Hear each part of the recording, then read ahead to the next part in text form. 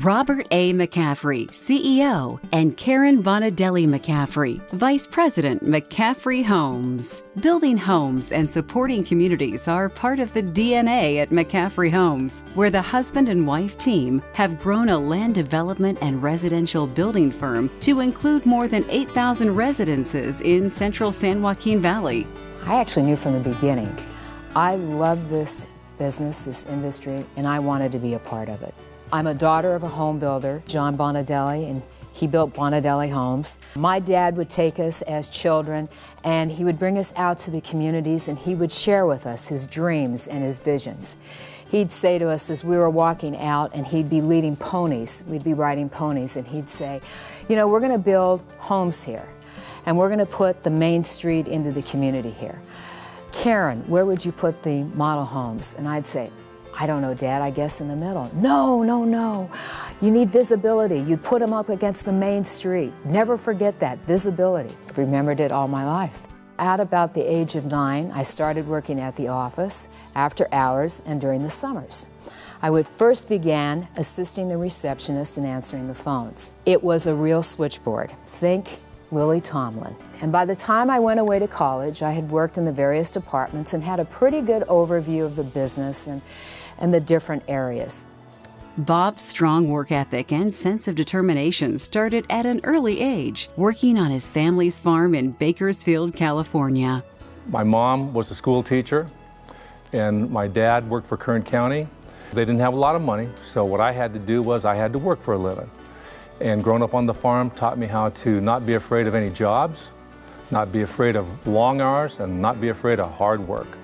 Some of the jobs that I did, to name just a few, and I did a lot of them, was I picked cotton.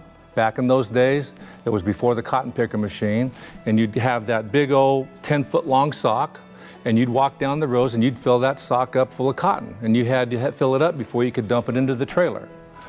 I hoed the weeds in the cotton rows.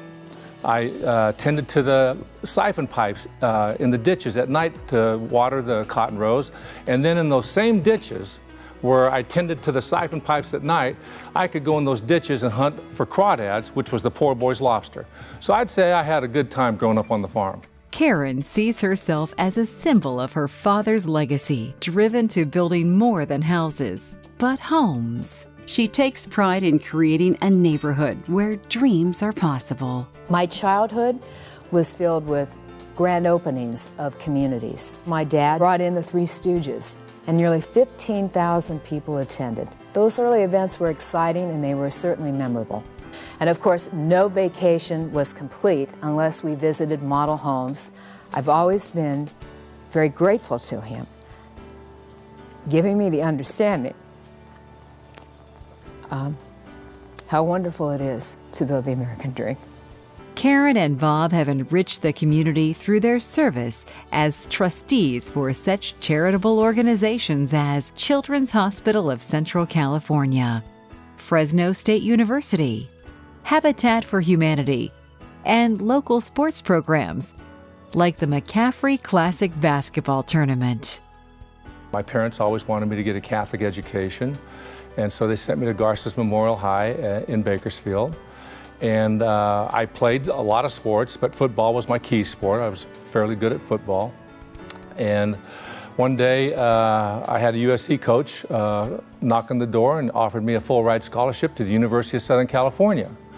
Well, fast forward, in my junior year of spring ball at USC, I'm in the famous 901 Club. And anybody who knows anything about USC back in the 60s and 70s knows all about the 901 Club. Literally, it could have been the bar out of the Star Wars movie. And in walks this beautiful lady.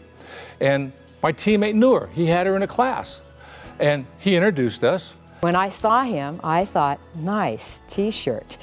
I mean, he was buff. He still is in my eyes. As soon as she left, I said, that is the girl that I'm going to marry.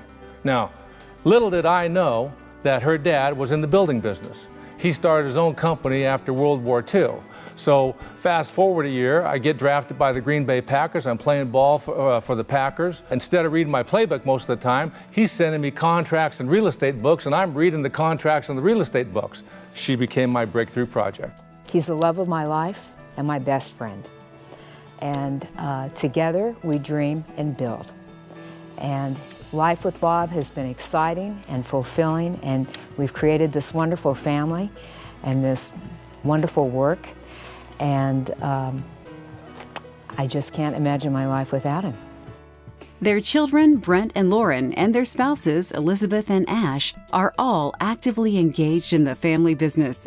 And they see their young grandchildren as the next generation to carry on the tradition.